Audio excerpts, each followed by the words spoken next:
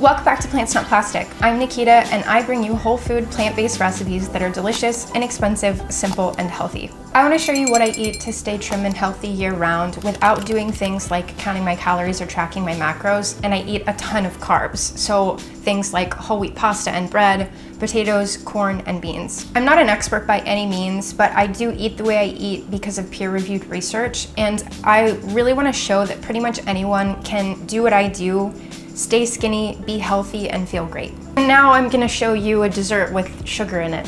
As healthy as I try to eat, I do have a sweet tooth, so I really like to come up with recipes so that I can have things around to be able to fill that void without going off the rails and eating something that's completely unhealthy. I love chocolate. This is a giant tub of chocolate pudding that's made with sweet potatoes, and you would never guess because it just tastes like pudding, pretty damn close to something that you could buy at the store out of one of those little cups. My recipe is adapted from Brit. I will link her YouTube channel, The Girotti Family, below. I have made a few changes to it. I use a little less chocolate. I use sugar instead of dates, and then I add vanilla extract to it so that it smooths out the bitterness of the chocolate. This recipe has almost 4 times more fiber, about half the sugar, and a little less fat than a store-bought pre-made pudding. I will share a little bit more about the nutrition facts at the end of the video, but if you want all the details, you can go to my blog, PlantsNotPlastic.com, or I'll have a full nutrition label that links out to Chronometer. This recipe is just 5 ingredients, the first of which is obviously sweet potatoes, but you can also use yams. If you don't know the difference, sweet potatoes are actually white on the inside and yams are orange, but the name kind of gets used interchangeably for both. You'll want the equivalent of 3 cups of sweet potato cubed and boiled, but what I tend to do, because it can be difficult at the store to know exactly what 3 cups is when you're looking at a whole sweet potato, is I will just cook everything, measure out how much I have, and then adjust the other ingredients accordingly so that the ratios are still the same. Then you'll need 1 1/4 cups of some kind of an unsweetened plant milk. I am gonna use soy milk because that's what I have right now. 1/3 cup of unsweetened cocoa powder, up to 1/3 cup of sugar. I would say start with a small amount, maybe like 2 to 3 tablespoons. Taste it and see if you want it to be sweeter. And then the last ingredient is just 1/4 tablespoon of vanilla extract. You can also add cinnamon and a little bit of salt if you want, but even those and even the vanilla extract are not necessary. I just think that they give it a little bit more depth of flavor. So the only cutting and kind of prep work that you really have to do here is just with the sweet potatoes.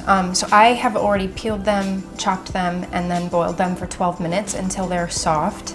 Basically just to the point where I can put a fork through them and they'll break apart. After that, all you need to do is just add everything to a blender, blend it together, and it is done and ready to eat.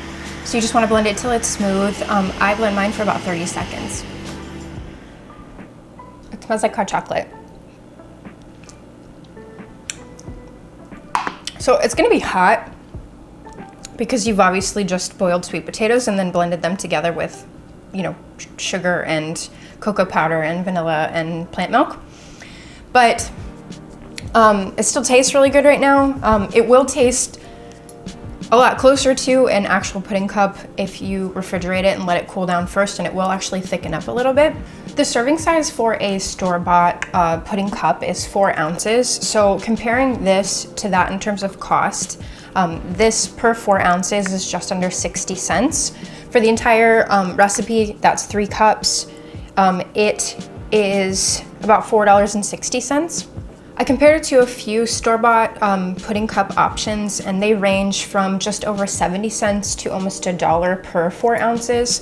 So the equivalent amount of what I've just made here at home would be just under $6 to just over $7. In terms of the nutrition facts, per 500 calories, assuming that you used the entire 1/3 cup of sugar for this recipe as opposed to the 3 tablespoons that I used, there are almost 18 grams of fiber with 56 grams of sugar and just about 5 grams of fat.